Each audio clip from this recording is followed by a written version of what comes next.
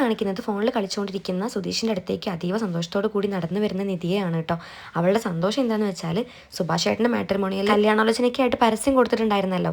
അപ്പോൾ അതിൽ അവർക്ക് റിക്വസ്റ്റ് വന്ന കുട്ടിയുടെ അഡ്രസ്സും നമ്പറും കിട്ടിയിട്ടുണ്ടെന്ന് പറയാനായിരുന്നു കേട്ടോ.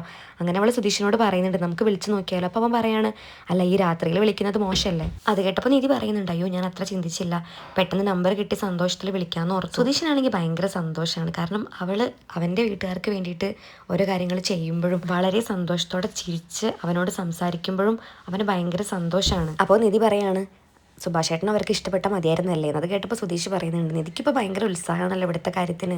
അപ്പോൾ അവൾ പറയുന്നുണ്ട് നിങ്ങൾക്ക് എന്താ ഉത്സാഹമൊന്നുമില്ലേ സുഭാഷ് ചേട്ടൻ്റെ കാര്യത്തിൽ? എനിക്കറിയാം നിങ്ങൾക്ക് ആർക്കും ഒരു ഉത്സാഹമില്ല, നിങ്ങളൊക്കെ ഉടായിപ്പാ. അത് കേട്ടപ്പോൾ സുധീഷ് പറയുന്നുണ്ട് അയ്യോ അങ്ങനെയൊന്നും പറയില്ല നിധി, വെറുതെ ഒരൊന്നും പറഞ്ഞുണ്ടാക്കല്ലേ കേട്ടോ. അപ്പോൾ നിധി പറയാണ് സുഭാഷ് ചേട്ടൻ ഒരു പാവാണ്, ലാസ്റ്റ് നിങ്ങളെല്ലാവരും പൊടി തട്ടിപ്പോയി കഴിഞ്ഞ് സുഭാഷ് ചേട്ടൻ മാത്രം ഒറ്റയ്ക്കാകും, അതുകൊണ്ടൊരു കുടുംബം ഉണ്ടാക്കി വെക്കുന്നത് നല്ലതല്ലേ. അപ്പോൾ സുധീഷ് ചോദിക്കുകയാണ് ഞങ്ങളപ്പോൾ വിശ്വാസമില്ല അല്ലേ. അപ്പോൾ അവൾ പറയുന്നുണ്ട് നിങ്ങളെ തീരെ വിശ്വാസമില്ല. അത് കേട്ടപ്പോൾ സുധീഷ് പറയുന്നുണ്ട് ഓ എൻ്റെ വിധി. എന്നിട്ട് അവൻ ചോദിക്കുന്നുണ്ട് അല്ല നിധി നീ പോയ കാര്യം എന്തായി, സർട്ടിഫിക്കറ്റിൻ്റെ കാര്യം എന്തായി? അപ്പോൾ അവൾ കാര്യങ്ങളൊക്കെ പറയുന്നുണ്ട്. പ്രിൻസിപ്പൾ ലോങ് ലീവിലാണ്, പിന്നെ സർട്ടിഫിക്കറ്റ് കിട്ടണമെന്നുണ്ടെങ്കിൽ സ്റ്റേഷനിൽ പരാതി കൊടുത്താൽ മാത്രമേ കിട്ടുള്ളൂ. മാഡം എനിക്ക് സ്റ്റേഷനിൽ കൊടുക്കാൻ ഒരു ഫോം തന്നിട്ടുണ്ടായിരുന്നു, അതെൻ്റെ ചേട്ടൻ കീറിയിട്ടു. എനിക്കിപ്പോൾ എൻ്റെ വീട്ടുകാരെ ആലോചിക്കുമ്പോൾ പേടിയാണ്.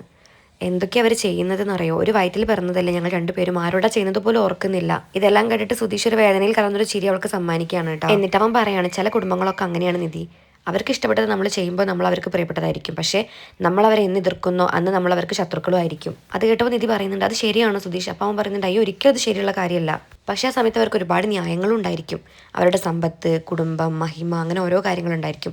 അപ്പം നമ്മൾ ചെയ്യുന്നതൊക്കെ അവർക്ക് തെറ്റായിട്ട് തോന്നും. സുധീഷ് അത് പറഞ്ഞു കഴിഞ്ഞപ്പോൾ നിധി പറയുന്നുണ്ട് നിങ്ങളൊക്കെ എന്ത് ഭാഗ്യവാന്മാരാ, എന്തൊരു നല്ല കുടുംബമാണ്, ഇവിടെയുള്ള എല്ലാവരും നല്ലവരാ. ഞാൻ ചെയ്ത സെയിം കാര്യം തന്നെയല്ലേ നിങ്ങളും ചെയ്തത്, പക്ഷെ അവർക്ക് എന്ത് സപ്പോർട്ടാ. പക്ഷെ എൻ്റെ കുടുംബം നോക്ക്, നിങ്ങളുടെ കുടുംബം പുറമേ നിന്ന് കാണുമ്പോൾ ആൾക്കാർക്ക് മോശമായിട്ടൊക്കെ തോന്നാം, പക്ഷെ അവിടുത്തെ ആളുകൾ എത്ര നല്ലതാ.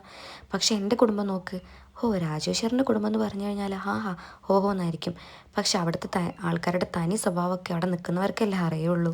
നിധി പറയുന്ന കേട്ടപ്പോൾ സുധീഷിന് ഭയങ്കര സന്തോഷമായി. എന്നിട്ട് അവൻ പറയാണ് താൻ മാത്രമേ ഞങ്ങളുടെ കുടുംബത്തിനെ പറ്റി നല്ലത് പറഞ്ഞിട്ടുള്ളൂ. അപ്പോൾ നിധി പറയുന്നുണ്ട് അങ്ങനെയല്ല സുധീഷ്, നല്ലതാണിത്, ഇവിടെ സ്വർഗ്ഗമാണ് എന്നെ അപേക്ഷിച്ച്, എന്തൊരു നല്ല ആൾക്കാരാ. എന്നിട്ട് അവൾ പറയാണ് ഇവിടെ ഒരാൾക്ക് മാത്രമേ കുഴപ്പമുള്ളൂ. അപ്പോൾ അവൻ ചോദിക്കുന്നുണ്ട് എനിക്കറിയാം എൻ്റെ അച്ഛനല്ലേ. അച്ഛൻ അങ്ങനെ തന്നെയാണ്, അച്ഛനല്ല നിങ്ങൾ. അതും പറഞ്ഞിട്ട് അവൾ അവിടെ നിന്ന് പോവാട്ടോ. അവൾ പോകുമ്പോൾ സുധീഷ് വിളിച്ച് പറയുന്നുണ്ട് അല്ല ഞാനോ, ഇങ്ങനെ മനസാക്ഷിയില്ലാതെ സംസാരിക്കരുതെന്നൊക്കെ വിളിച്ച് പറയാട്ടോ. പക്ഷെ അവൾ മൈൻഡ് ചെയ്യാതെ പോയി. എന്നിട്ട് അവൻ പറയുന്നുണ്ട് ഇത്തിരി നന്നായി സംസാരിക്കുന്നുണ്ടല്ലോ എന്ന് മനസ്സിൽ വിചാരിച്ചപ്പോഴേക്കും അതാ കിടക്കണ താഴെ, അതാണ് കൊള്ളാം എന്നവൻ ചിരിച്ച് പറയാണ്. പിന്നീട് കാണിക്കുന്നത് രാവിലെയാണ് കേട്ടോ. അപ്പോൾ വീടിനകത്ത് ഹരീഷ് മുടി റെഡിയാക്കുന്നുണ്ട്, നികേഷ് ആണെങ്കിൽ പഠിക്കുന്നുണ്ട്. അപ്പോഴാണ് ഒരു ഭക്തിഗാനം കേൾക്കുന്നത്. അപ്പോൾ എന്താണ് നമ്മുടെ സുധീഷ് വിളക്കൊക്കെ കത്തിച്ച് പ്രാർത്ഥിക്കുന്നതാണ് കേട്ടോ കേൾക്കുന്നത്. ഇവരെല്ലാവരും ഷോക്കാവണം, ഏട്ടനത് എന്ത് പറ്റി? എന്നിട്ട് കയ്യിൽ കിട്ടിയ എന്തൊക്കെയോ വെള്ളമൊക്കെ കുടയുന്നൊക്കെ ഉണ്ട് കേട്ടോ. അപ്പോൾ ഇവർക്ക് ചിരി വരുന്നുണ്ട്, ദേഷ്യം വരുന്നുണ്ട്. സുധീഷാണെങ്കിൽ ഭയങ്കര പ്രാർത്ഥനയും മന്ത്രവും. എന്നിട്ട് നിധി വരുന്നുണ്ടോന്ന് ഇടയ്ക്ക് ഇങ്ങനെ ഇടങ്ങണിട്ട് നോക്കുന്നുണ്ട് കേട്ടോ. നിധി കുളി കഴിഞ്ഞ് വന്നപ്പോഴേക്കും ഇത് കാണുമ്പോൾ അവൾക്കൊരു സന്തോഷമൊക്കെ തോന്നുന്നുണ്ട്. കാരണം സുധീഷാണല്ലോ അത് ചെയ്യുന്നത്, അത് തീരെ പ്രതീക്ഷിക്കാത്ത കാര്യമാണല്ലോ. ഹരീഷ് നികേഷ് ആണെങ്കിൽ നന്നായിട്ട് സുധീഷിനെ കളിയാക്കുന്നുണ്ട് കേട്ടോ. പക്ഷെ അവനതൊന്നും മൈൻഡ് ചെയ്യുന്നില്ല, നിധിനെ എങ്ങനെയെങ്കിലും വളയ്ക്കണമല്ലോ.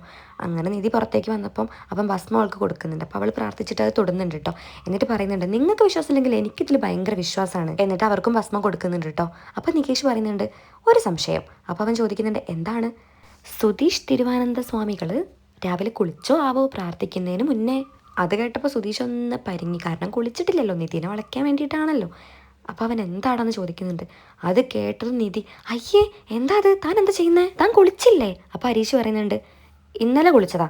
അപ്പോൾ സുധീഷ് പറയുന്നുണ്ട് ഇന്നലെ രാത്രി കുളിച്ചതാ ഞാൻ. അത് കേട്ടപ്പോൾ നിധി പറയുന്നുണ്ട് താൻ എന്താ അതിക്രമമായി കാണിക്കുന്നത്, ആ ഭസ്മം തട്ട് അങ്ങോട്ട് കൊണ്ടുവച്ചേ, കുളിക്കാതെ വിളക്ക് കത്തിക്കുന്നു. അത് കണ്ടപ്പോൾ സുധീഷ് ഭസ്മം കൊണ്ട് ഒത്തില്ല എന്ന് മനസ്സിൽ പറഞ്ഞു പോയിട്ട് അതവിടെ വെക്കുകയാണ്. എന്നിട്ട് അവിടെ നിന്ന് പറയാണ് ശുദ്ധി വേണ്ടത് മനസ്സിനാണ്, അല്ലാണ്ട് ശരീരത്തിനല്ല, ഒന്ന് പറഞ്ഞ് മനസ്സിലാക്കി കൊടുക്കേണ്ട സ്വാമി. അത് കേട്ടപ്പോൾ നിധി ഒന്ന് പുതിച്ചിട്ട് പറയുന്നുണ്ട് ഒരു കാര്യം പറയാനുണ്ട്. അപ്പോൾ അവൻ അങ്ങോട്ട് വന്നു കേട്ടോ. അപ്പോൾ അവളവരെ 3 പേരെ നോക്കിയിട്ട് പറയുന്നുണ്ട് ആ കുട്ടീൻ്റെ വീട്ടിലേക്ക് നമുക്ക് വിളിക്കണ്ടേ, എന്നാലല്ലേ നമുക്ക് കാര്യങ്ങൾ മൂവ് ചെയ്യാൻ പറ്റുള്ളൂ. അപ്പോൾ നികേഷ് ചോദിക്കുന്നുണ്ട് നമ്മുടെ കൂട്ടത്തിൽ ആര് വിളിക്കും? അപ്പോൾ സുധീഷ് പറയുന്നുണ്ട് ആര് വിളിക്കാൻ, ഞാൻ വിളിക്കും. അത് കേട്ടപ്പോൾ അവനെ ഹരീഷ് കളിയാക്കുന്നുണ്ട്. എന്നാ പിന്നെ ആ ബന്ധം അതോടെ പോയി കിട്ടും. നിധിയും പറയുന്നുണ്ട് നിങ്ങൾ കരുതുമ്പോൾ അതൊരു വിടുവായിത്തം വിളമ്പലല്ല. അത് കേട്ടപ്പോൾ സുധീഷ് പറയുന്നുണ്ട് വിടുവായിത്തോ? അപ്പോൾ അവൾ പറയാണ് നിങ്ങൾ വിളിച്ച് എന്തൊക്കെയാണ് പറയാൻ പോകുന്നതെന്ന് എനിക്കറിയാം. അതും പറഞ്ഞിട്ട് അവൾ ഫോൺ എടുത്തിട്ട് സുധീഷ് പറയുന്ന മാതിരി ആക്ട് ചെയ്യാണ് കേട്ടോ. അതോടുകൂടി ഇന്നത്തെ എപ്പിസോഡ് ഇവിടെ അവസാനിക്കുകയാണ്. അപ്പോൾ അടുത്ത വിശേഷങ്ങൾ അറിയാനായിട്ട് എൻ്റെ ചാനൽ സബ്സ്ക്രൈബ് ചെയ്യാൻ ആരും മറക്കരുത് കേട്ടോ. അപ്പോൾ ഓക്കെ ബൈ, താങ്ക് യു.